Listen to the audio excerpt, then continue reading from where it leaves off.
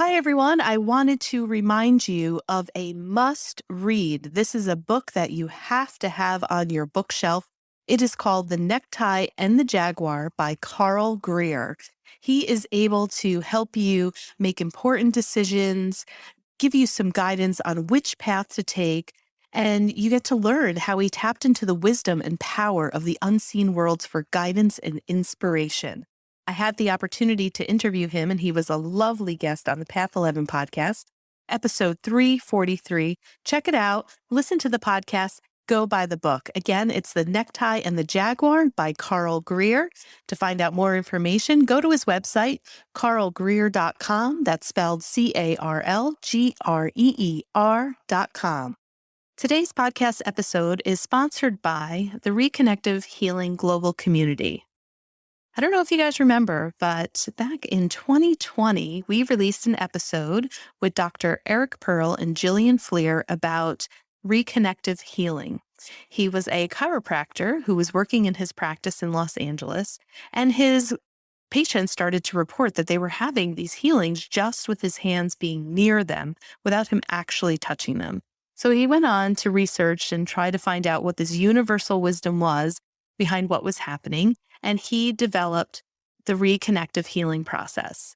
Their website is thereconnection.com, and they are offering an online level 1 class called The Portal to awaken your own healing ability and to learn how to do this.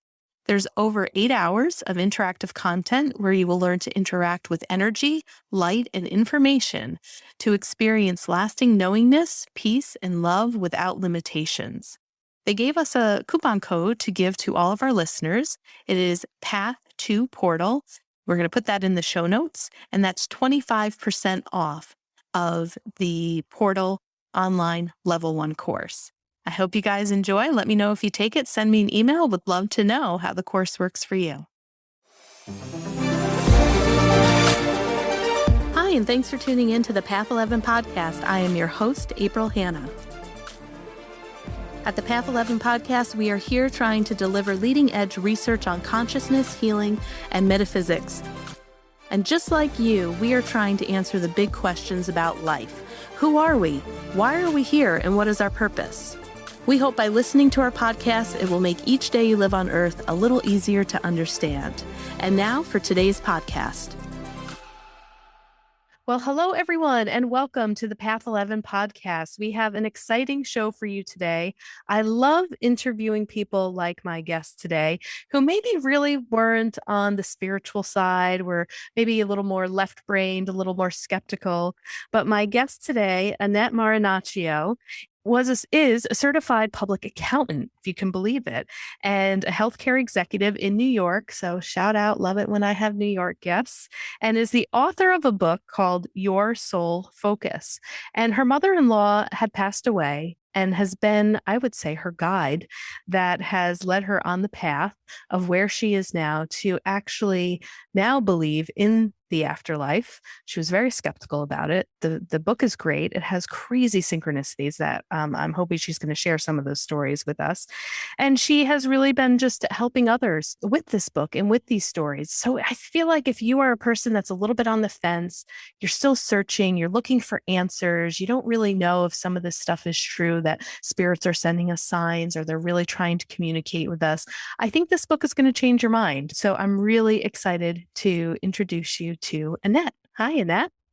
Hi, how are you, April? Thank you so much for having me. I'm excited and honored to be here. Yeah, same here. I just love hearing stories like this. I can't even remember how we connected, but sometimes that's the beauty in it. Like I have some people where either I find their story on Instagram or a publicist will send a book my way and I say no to a lot. And then others I'm like, yes. So I know you were a big yes for me. Oh, thank you. I was on Will Rodriguez's. Oh, that's right. Yes. And he was hearing my story and he's like, geez, you know something? I think you're supposed to connect with April. Yeah, that's right. Interesting because my background, as you said, being an accountant, I've not really been involved in the spiritual world most of my life. But he was like, a lot of the things you're saying remind me of what April says. and she's been in the spiritual world for a while. So that's how we connected. That's right. Yeah. So I had him as a guest because he's a podcast host, and I was a guest on his podcast. And it was a great conversation. He's a great host, love his podcast as well. So yeah, I love the synchronicity of that, right? It's like, that's the beauty of this interconnectedness. And I really feel that spirit helps to make these connections and bring people like you, myself, and Will together. Absolutely. It's interesting because after I put the book out this year, one of my friends said to me, geez, because my mother-in-law is the one who started me on this journey. Geez, your mother-in-law must have been such a strong individual. And she was strong, but she wasn't like super strong more than any other person. And then my friend said, well, then you two must have been so close. And I was like, well, we were close, but we were close, but I wasn't super, super close. I don't know. And then she thought about it and she said, oh, I know why your mother-in-law picked you to show the afterlife to, because she wanted you to put the book together. And so I think in terms of synchronicities and connections and the way things work, I was like, that resonated with me. I was like, you're absolutely right. I think she knew, being an accountant, that once I finally understood that life goes on, that I would put my mind to it and publish a book. So yeah, I think that's just sort of the way it's sometimes the universe, works. Absolutely. And I'm sure your mother-in-law was behind it. What's her first name again? Lucille. Lucille. Okay. All right. Well, thank you, Lucille. We will honor you today and bring you into this call. Though sometimes when that happens, they mess with the electronics. So if she shows up, just back off of the microphones a little bit. Yeah. So why don't you kind of just bring us through the backstory a little bit? Kind of where were you? What was the whole situation that was going on? I know what some of it is because I've read it, but it's kind of a little bit of an intense, story of what you and your family had gone through with her getting sick and all. Yeah. So, I was just busy living my life. As you mentioned in the beginning, I'm work in the healthcare field and I'm an accountant, a CPA. So I was just busy living my life, family, kids, sort of a hectic life. And then it all came to like this kind of, I don't want to say grinding halt, because your work life kept going on, but this difficult period in my life where both my mother and my mother-in-law were both diagnosed with cancer within a week of each other, 1 week. So all of a sudden, our whole lives changed. So in addition to sort of living our very busy lives, we were learning so much about cancer and going back and forth to doctors' offices and surgeries and hospitals. And it was just a whirlwind year. And my mother was diagnosed with breast cancer. And she, through that entire year, battled it, but came out the other side. She's still with us. She turns 90 this year. My mother-in-law was pancreatic, which is such a fierce, horrible cancer.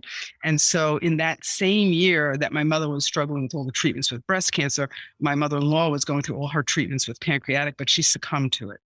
So that was 2006. So after she died, I was really, I would say, in mourning, in grief, because she was just a wonderful person. And I loved having her in life. I loved having her in the life of my children. So for them to lose their grandmother, it was very, very difficult time.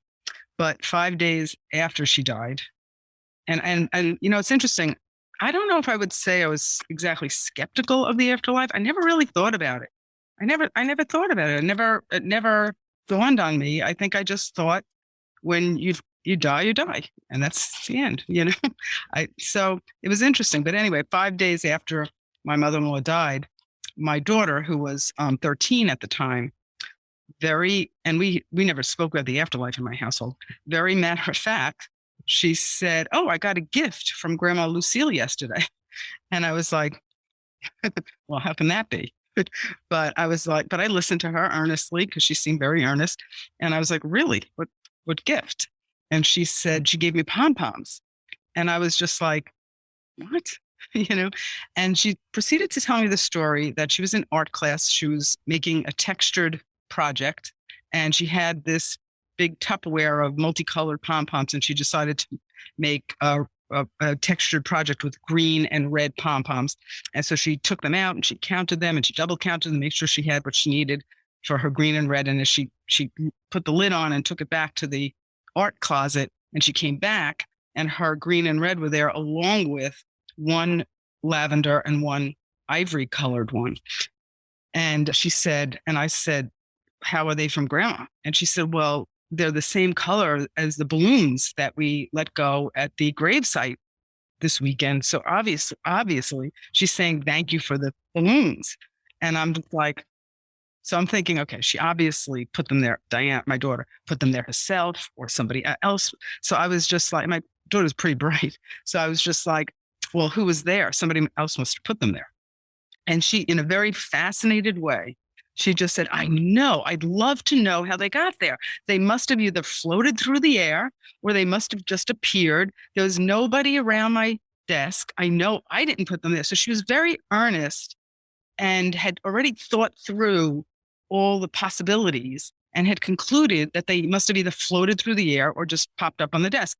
And so, she went to school that day and I went to work, but it sort of stuck in the back of my mind because that's what my mother-in-law was planning on having occur.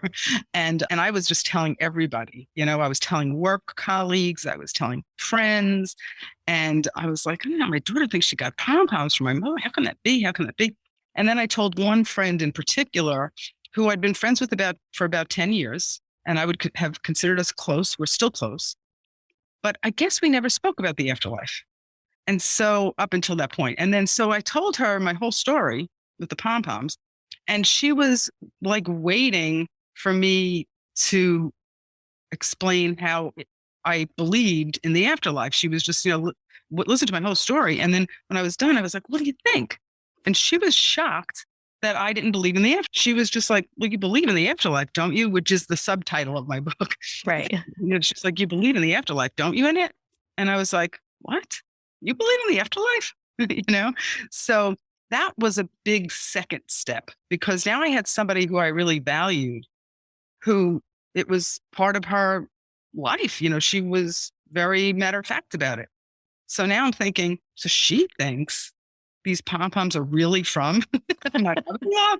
So that was interesting. Mm-hmm. So that gave it more credibility. Then as my mother-in-law orchestrated this whole thing from the other side, which I understand now that she did, that following week, we were at a restaurant on Main Street in my town with my recently widowed father-in-law, my husband, my son, and myself. And we were seated at this restaurant, and there was this big poster in the window next to where we were seated. It was facing the street, but we could see through it. And it said, Dinner and Medium Show with Josephine Gearing-Gelly. Josephine Gearing-Gelly, my girlfriend, when I told her that story, she told me that she frequented Josephine and got practical real life advice. She would tap into her deceased father and she would ask Josephine to ask her father, should we sell the house? I'm naming my son X. What do you think, Dad? So here she was telling me about Josephine, and now, later on that week, and there's this big sign that this Josephine's coming there in 4 months. So I'm like, that's a synchronicity. So I go home, I call my friend Maria up, although I changed her name to Donna in the book, but I call Maria up and I, do you want to go to this? And she was like, yes, absolutely. And so this was going to be in 4 months. So that was early 2007 that was going to occur. So in that 4 months, nothing really happened that I recollect. I didn't think about the afterlife again. We were just going to this medium show, which I considered to be almost a magic show. And that's how I sort of looked at it. And we went there. I made the reservations, Annette, party of 3, no credit card, no nothing. And not because I was skeptical and thought, she's going to get my information, but just because that's all they asked. And I made the reservations and we recruited a third friend. So my girlfriend, 2 girlfriends and I went. And when the medium came out, it was like a regular medium reading like you'd see on TV now, So she came out and she read some group over there with some deceased firefighter or police officer. And I was thinking, oh, I guess, this family's probably planted there. They probably know her and travel with her and, just to add credibility to this magic show. But then the second person out of the box was my mother-in-law. This Josephine came right over to my table and said, okay, I have a woman here named Lucille, which is my mother-in-law's name. And I was like, I know my mother-in-law's name is Lucille. I see Josephine standing right here. And my girlfriend's kicking me under the table to take the microphone. I could not take the microphone. I just froze. And I was going through in my head, this is impossible. There's no way she picked this name out of the hat. I must have said something on the phone. And I was like, no, I said Annette party of three. What happened when we checked in? We just said Annette party of three. Did I give them any credit card? Did my girlfriend call this woman up? Like she told me like I couldn't take the microphone. And my girlfriend was very upset at me. This is an opportunity. She's kicking me under the table. I couldn't take it. So Josephine then sort of retreated out, to someone else. And she did a couple more readings, but my mother-in-law was insistent, persistent. She came back, Josephine, and she said, okay, this woman's still here. So if it's not Lucille, it's something with an L. I see she's holding her stomach like she died maybe of something like stomach cancer. My mother-in-law had died of pancreatic. So I was like, all right, fine. So I took the microphone reluctantly and pretty nervously. I took the microphone. And then Josephine said the thing that was, to me, I can trace back to a particular line that just blew the door wide open for me. And what she said was, how is Rita? Lucille's asking me how Rita is. Rita's still here, isn't she? Now, Rita's my mother's name.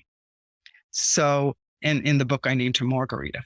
But that one line, in the year that the two of them were fighting cancer, we would go to eat whichever house, and Lucille, my mother-in-law, would say, how's Rita doing? So it's not that good. She's fighting. And when we went to my mother's house, it was like, how's Lucille doing? They were constantly asking about each other because they were both going through these horrible treatments and surgeries and radiation and chemo and et cetera. And so when this Josephine said that one line, Lucille's asking how Rita is. She's still here, isn't she? I know that my mother-in-law had that line come out of Josephine, through Josephine to me, because there is just no way that she would know two. She didn't say 5 wrong names first. She just said 2 names, Lucille and Rita. And the way she said it, how's Rita? She's still here, isn't she? I just knew it was my mother-in-law. Mm. And that was it. I was like, okay. This is wild. So that's what started it for me. That's what sort of blew the door wide open. Like, okay, and I'm an accountant. I have to make sense of this. Right. Got to put the numbers together, right? It does not fit in anything I know to date. I need to understand this. So. Yeah. And the other cool thing too, is I think it was before you went to see that psychic, a medium, you went to see Suzanne Northrup, yes, who we are very familiar with. She has been on the show many times. I first met her through the Afterlife Awareness Conference. And it was funny because your skepticism was like, same thing. Like, she must have planted people here. There's no way. And she went through a study with Gary Schwartz. I don't know if you're familiar with that study, but she was like one of the highest percentage of intuitive hits, like yes, real deal, yes, stuff, as it sounds like yes, this other medium was too. So I, again, just those synchronicities with us, I was like, oh my God, Suzanne is in this book. We've had her on the show many times. We've filmed her. Like, I've seen her work in action too. It's like, holy cow.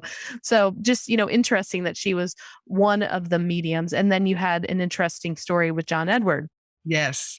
And you're right. With Suzanne Northrup, I had actually I took both my mother and mother-in-law to her when my daughter was like 3, so probably 10 years earlier. And I don't know why. I was just out of curiosity, and I viewed the entire hour and a half like a magic show. The whole like sham, yeah. It's like, oh, this person's planted, that person. I never really thought it was true, until it happened to me.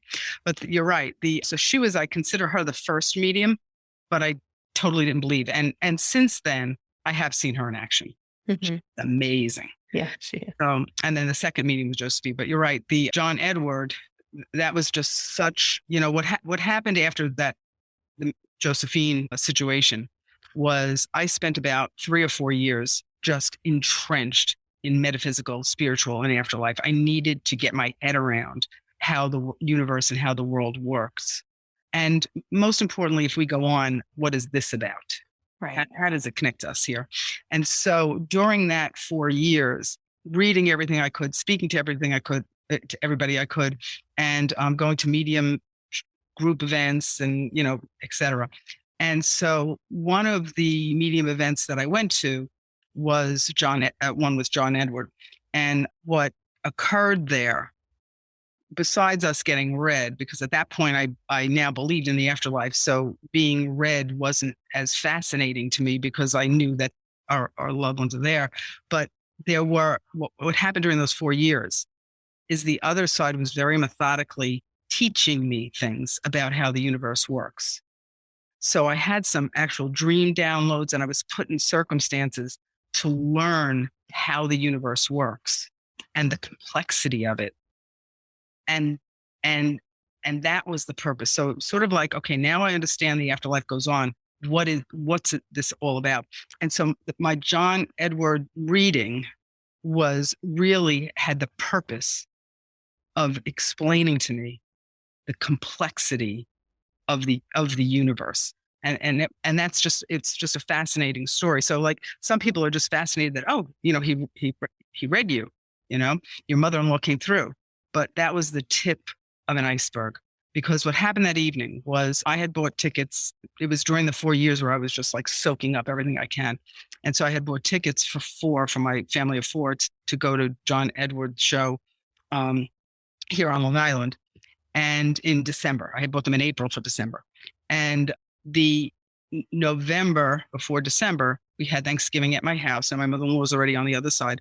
We had Thanksgiving at my house, and my sister-in-law explained to me that she's fairly certain that her mom is coming through a fellow from another county on Long Island who happens to be placing wrong calls to my sister-in-law on an ongoing basis. And what she explained was that she got the first call from this elderly fellow on the Christmas after a year after my mother-in-law died.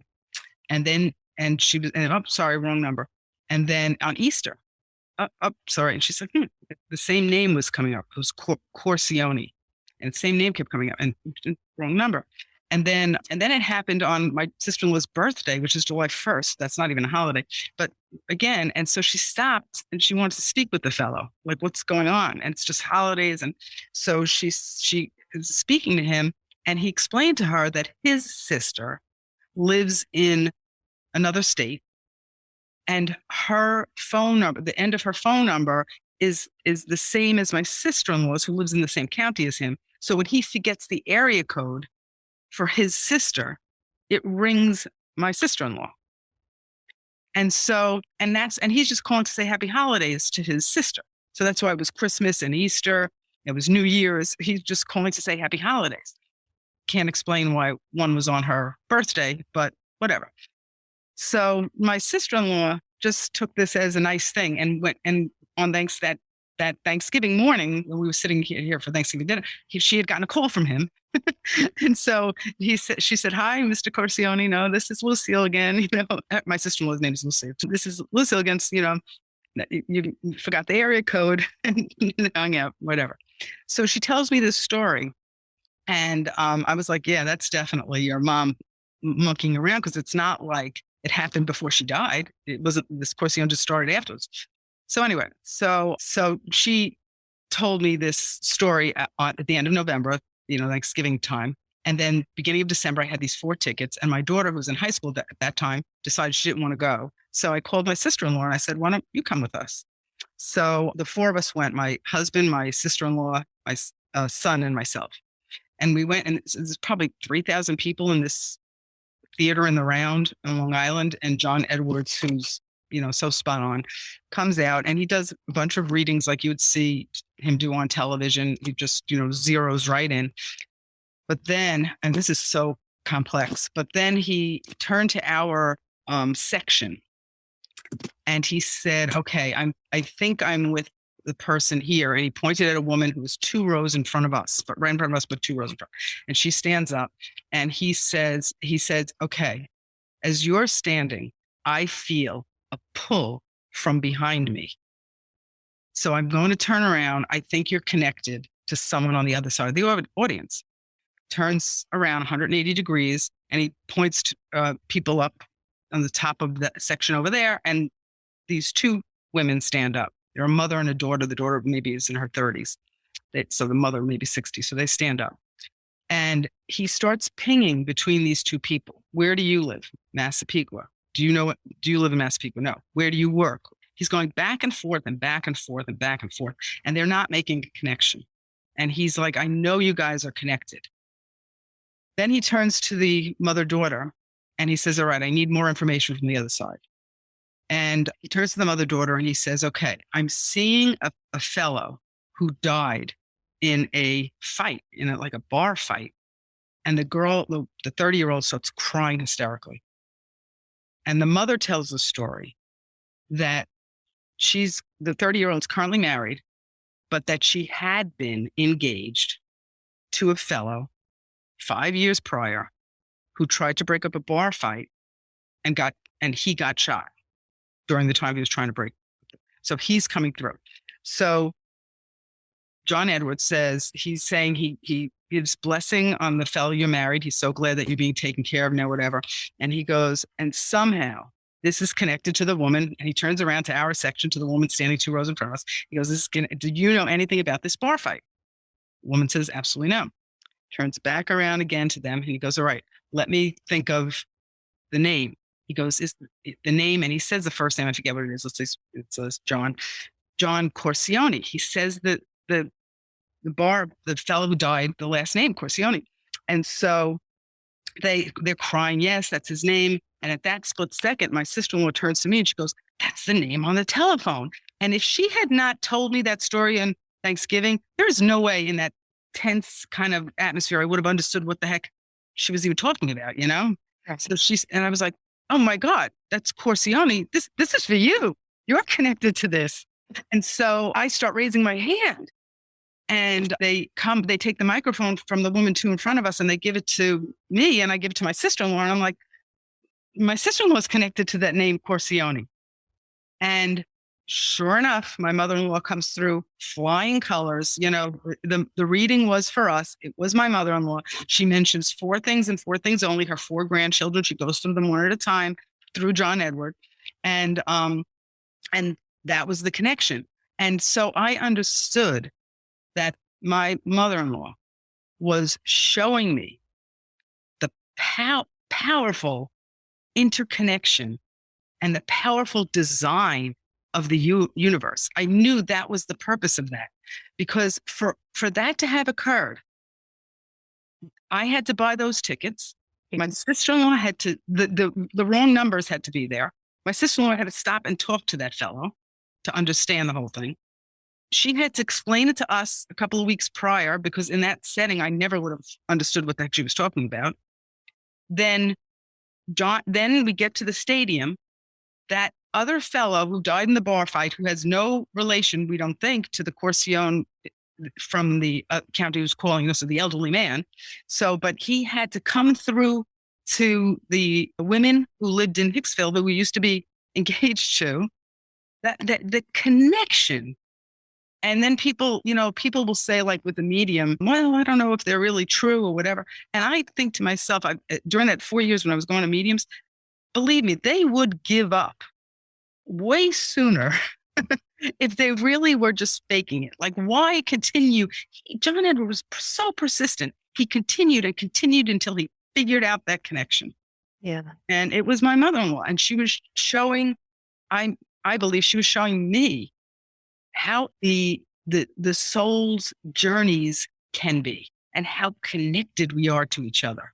Yeah. And so, I made sure I put that in the book because there was a huge learning lesson in there for me.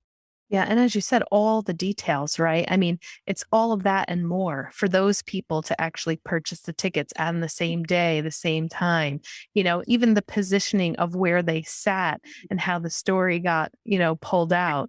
And did your sister-in-law ever call that gentleman back to share to see if there's even more of a connection of somebody that he's connected to in the spirit world? No, but not only did she not call him back, she was sort of satisfied. He never called again. Wow.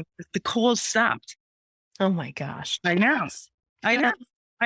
So it was like those calls spanned about a year. Mhm. And there were the holidays, and my sister's birthday, my sister-in-law's birthday, which who knows why that was on July 1st, but and then they stopped. Wow. So we were just satisfied that it was my mother-in-law, and she wanted to come through. Mm. But she didn't want to come through in a regular way. She wanted to come through in a way because I was journeying at that point to understand the universe. She wanted to come through in a way to say this to me. I know you think you have it figured out in it, but it is so complex. Right. That's what Yeah. she's saying to me. And here's another nugget to show you, right? It's like, and I think something like that then allowed you to probably go even deeper, right? Absolutely. To see something else. And I mean, that story just really, to me, also talks about, the catchphrase that we hear a lot, divine timing, Yes. not in our time. And what is really orchestrated that we have no comprehension of unless we actually sit and dissect. And had you guys had the opportunity to maybe even speak to that other family, that July 1st thing might have been like the Oh, birthday of the boyfriend that died, or maybe the day that he was murdered, or you know what I mean? yeah. I'm sure there's a little even more of a rabbit Yeah. hole that if you all sat down together and it's like, wow. Yeah, you're absolutely right. The connection is unbelievable. And that's something I tell people during this horrible year and a half with COVID. If we can, for people to possibly think that we're not connected to everyone, I mean, COVID showed us, it showed us this invisible connection. It raced through the entire world effortlessly. Right. And then people think we're not connected. We're all connected to each other, Yeah. you know? So how has it changed your life? Like with this journey, how do you look at, if you think about who you were before all of this happened, how do you see yourself evolving and changing? How has it changed the way that you live in life or look at things now? So that's a great question. It has changed my perception of everything, like, 100%. So I guess I would say this, that before I understood that, I think the biggest thing to understand from me was that this life that we're in here is just a teeny sliver of our whole Mm. soul's existence. And so before that, I thought this life was everything.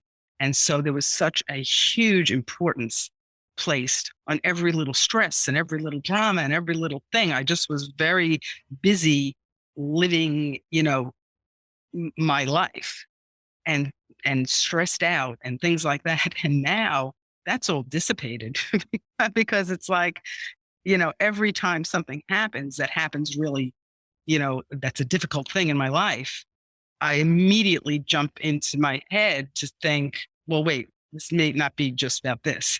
This must be about something bigger.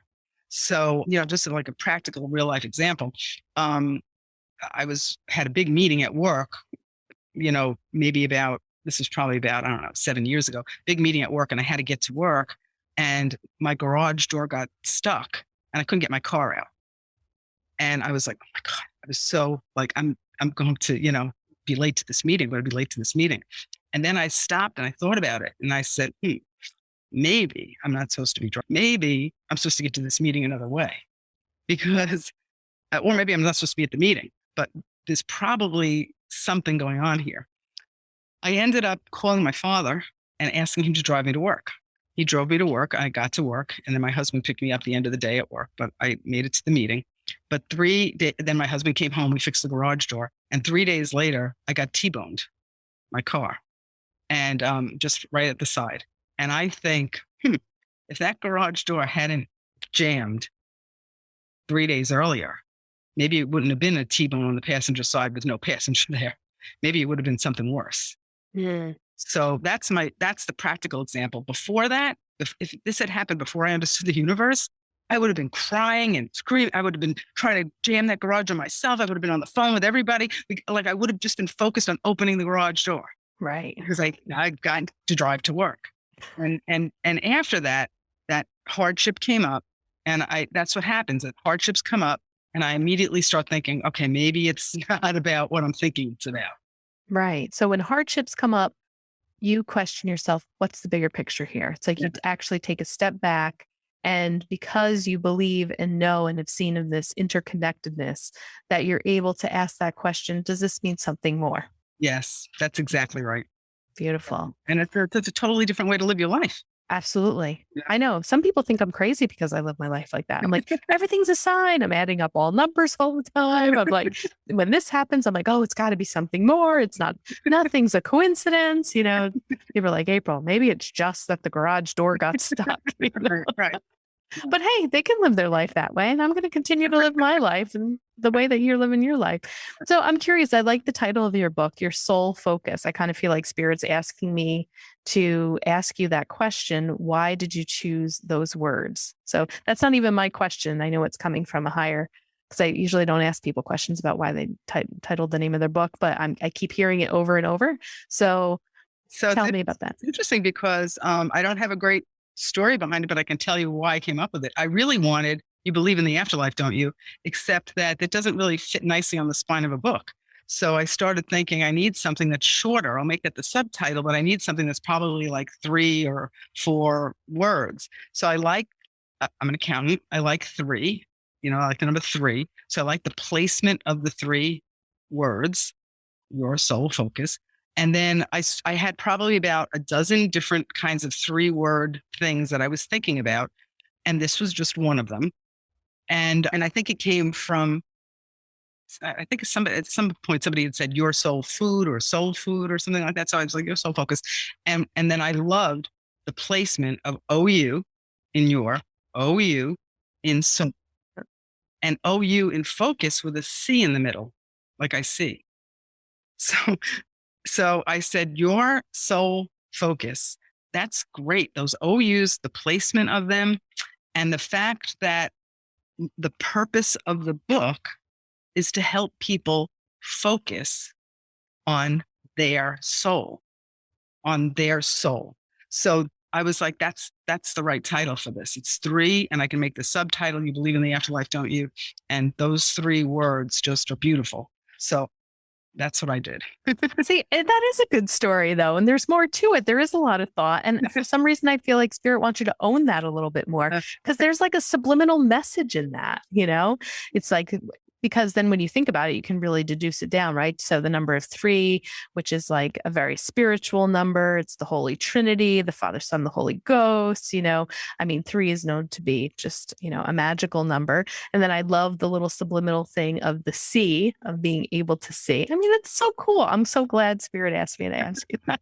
Love it. And I also love I have to just go back with your daughter's pom-poms. She chose 11 red and 11 green for her tree, and path 11. You're on path 11. Yes. You're absolutely right. It was interesting because at the time I was thinking, I wonder why she didn't choose 12, like, the 12 days, 12 months of the year, but she chose 11. Right. 11. But then we could go even deeper, because the lavender and the ivory is 13. Yes. Oh, that's interesting too. Yeah. My mother-in-law was married on the 13th. So she always liked the 13th, the numbers. Your mother-in-law was married on the 13th? Yeah, August 13th. She always loved the number 13. See? People would say that it was like a, what do you call it? Like a scary number, Mm-hmm. Superstitious. Bad luck number, but she always loved it. Well, same here. So, okay. So this is interesting too. So the fact that she loves the number 13 is my favorite number as well. Oh, really? So I wore it in all sports for high school and college. I have a synchronicity with the number that when I go to concerts and shows, I could actually show you one on my phone right now. I always get seat 13, and it's not even planned. Like, you put the tickets in. Okay, I want 2 tickets, and you get it back. So, and my grandmother's birthday was in August, and my family's Italian, which I think it might be. Yes, yeah, I am. My maiden name is Gennaro, so I am Italian. My heritage is Italian, and I married a fellow who's Italian. So yeah. Yeah. So many synchronicities. I bet you my grandmother, your mother-in-law, the number 13's coming through. So many synchronies. And also, I think I saw that where you work, is it Northwell Health in this? Yeah. Yeah. Okay. So I have a crazy story about that too. Oh, really? A couple of years ago, I took my best friends down to the city to go see Imagine Dragons. And we were down by Rockefeller Center and Norwell Health was doing this thing for veterans. Yeah. So we were walking through, we call our angel, Angie the angel. And we were taking a picture with the Mets mascot that was there. But we heard Boyz II Men was playing at Rockefeller Center. And so my best friend, like, diehard Boyz II Men fan. Yeah. So, and Gavin DeGraw was there, and the guy that does the Carlton, I think it's Carlton, right, from Fresh Prince of Bel-Air, whatever. So I somehow started talking to Angie and was like, "Oh my God, we just found out Boyz II Men is playing. Like, my best friend, it's her favorite thing. We don't know where we could try to get tickets or whatever." And Angie goes, "Oh, well, I'm staff here and I have 2 free tickets, so I'll give them to you." Well, we're dying, but there's 3 of us, right? So I scheme up and I was like, you know what? We're just going to all go down. I'm going to send you a picture, screenshot of mine, and we're all 3 going to get in. Just trust me. I know that this is meant to be. Because my one friend was like, "No, I'll just stay up here." I'm like, "You're coming with us." So not only did she give us these free tickets, but they were VIP tickets that we ended up going into this suite of Rockefeller Center. We had free food, free drinks, free dessert, and we had front stage, like front row. I mean, it was just like this open thing. My other best friend was like in her glory. But ever since then, like Northwell Health, I was just like, how do you pronounce it? Norwell? Northwell Health. It is Northwell Health. And then at the end of the night, we ran into Angie in the bathroom as we were getting ready to leave.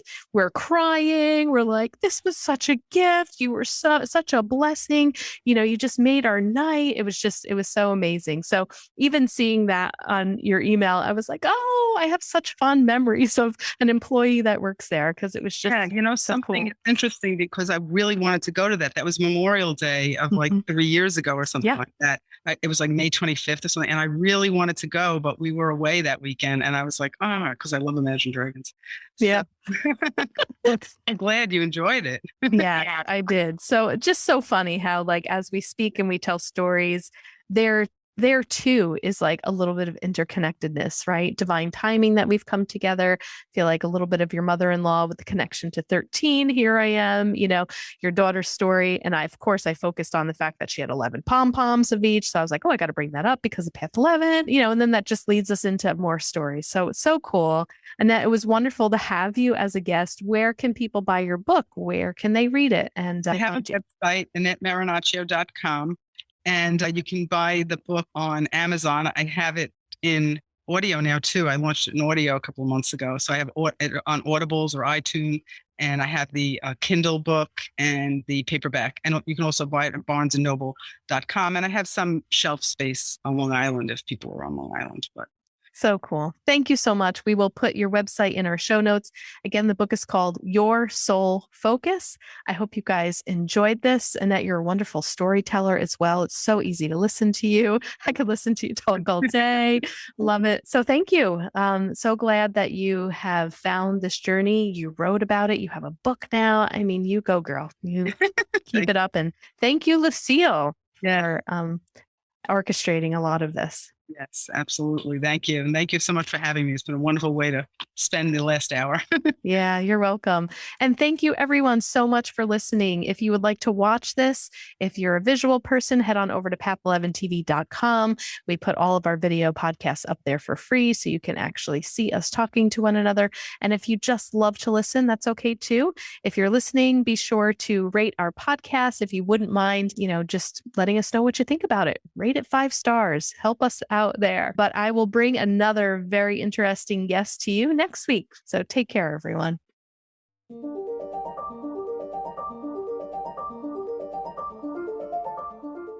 Thanks so much for tuning in to today's show. If you haven't already, please subscribe and rate and review the Path 11 podcast in Spotify, Apple Podcasts, or wherever you listen to your podcasts. Also, this podcast is made possible by our sponsor, Path 11 TV. Visit path11tv.com to start a 7-day free trial and start streaming over 100 hours of exclusive video content on consciousness, healing, and life after death. That's path11tv.com, and be sure to use coupon code podcast30 to take 30% off your annual membership. Start satisfying your spiritual curiosity with a membership to Path 11 TV today. Bye for now.